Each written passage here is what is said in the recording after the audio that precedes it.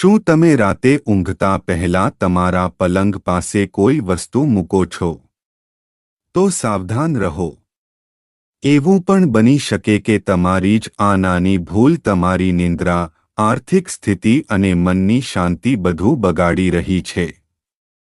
વાસ્તુશાસ્ત્રના પ્રમાણે કેટલીક વસ્તુઓ એવી છે જેને સૂતી વખતે તમારા નજીક રાખવી ખરાબ ઊર્જાને આમંત્રણ આપે છે.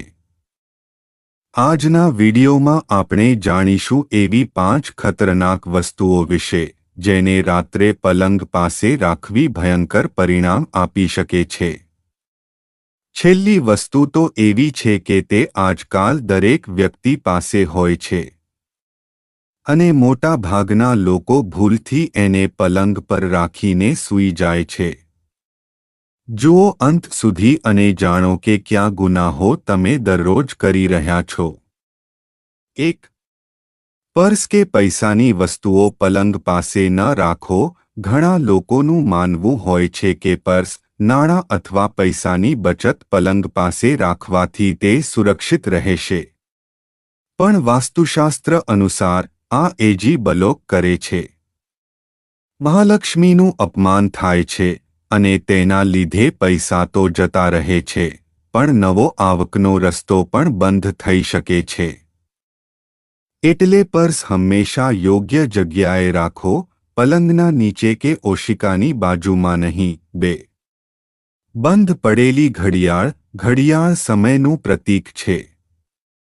જો તમે સૂતી વખતે બંધ પડી ગયેલી ઘડિયાળ પાસે રાખો છો, તો એ બતાવે છે કે તમારું સમય અટકી ગયું છે. એટલે જીવનમાં પ્રગતિ નહીં થાય, માથામાં ચિંતાઓ વધશે.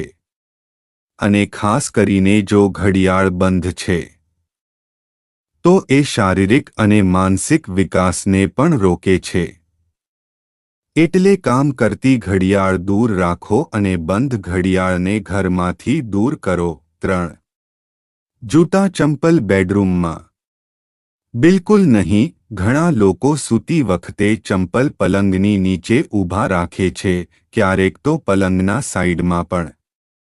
પણ જૂતા અને ચંપલ અશુદ્ધ વસ્તુઓ માનવામાં આવે છે. એની ઊર્જા નકારાત્મક હોય છે. જો એ પલંગ પાસે રાખશો, તો તમારા સૂવાનો અવાજ પણ બગડે અને ભગવાનની કૃપા પણ દૂર થઈ શકે. તો આજે જ આ આદત બદલો. 4. પુસ્તકો, નકલ કે લાઇટ નોટ્સ ઓશિકા નીચે. વિદ્યાર્થીઓ ખાસ ધ્યાન આપો. ઘણીવાર આપણે લાસ્ટ મોમેન્ટ રિવિઝન કરીએ છીએ અને પછી નકલ ઓશિકા નીચે મૂકી નાખી દઈએ છીએ. પણ સરસ્વતીનું સ્થાન પુસ્તકમાં છે. એવું કરવું યજમાન તરીકે ગણાય. આના લીધે એકાગ્રતા ઘટે છે અને ભણવામાં મન નથી લાગતું. પુસ્તકો હંમેશા સલામત અને સ્વચ્છ જગ્યાએ રાખો. 5. મોબાઈલ, લેપટોપ ચૂપચાપ તણાવ લાવનારા દુશ્મન. આજકાલ મોટા ભાગના લોકો રાત્રે મોબાઈલ વાપરતા ઊંઘી જાય છે. પણ વાસ્તુશાસ્ત્ર અને વિજ્ઞાન બંને કહે છે કે મોબાઈલમાંથી નીકળતી રેડિયેશન ઊંઘને ખરાબ કરે છે. તમારું બ્રેઇન રિલેક્સ થવા માંડે એ પહેલાં મોબાઈલ એને ડિસ્ટર્બ કરતો રહે છે. એટલે ઊંઘ સારી નહીં આવે. સૂતી વખતે પણ તણાવ રહેશે. લેપટોપ પણ એ જ કેટેગરીમાં આવે છે. એટલે સૂતા પહેલા બધું બંધ કરો અને થોડી શાંતિભરી ઊંઘ માણો. અંતમાં, જો તમે આ 5 વસ્તુઓ તમારા પલંગ પાસે રાખવાનું ટાળો, તો માત્ર ઊંઘ જ સારી નહીં આવે, પણ તમારા જીવનમાં શાંતિ, સમૃદ્ધિ અને સફળતા પણ ધીમે ધીમે આવવા લાગે છે. તમે પણ એમાંથી કેટલી વસ્તુઓ રાતે પલંગ પાસે રાખો છો? કમેન્ટ્સમાં જરૂર જણાવો. તો મિત્રો, હવે તમે જાણો છો કે સૂતી વખતે પલંગ પાસે કઈ વસ્તુઓ રાખવી ટાળવી જોઈએ.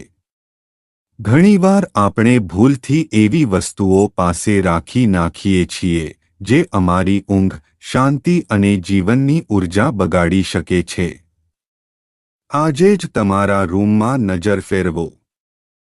અને જુઓ કે ક્યાં ભૂલ તમે રોજ કરતી વખતે ધ્યાન પણ નથી આપતા.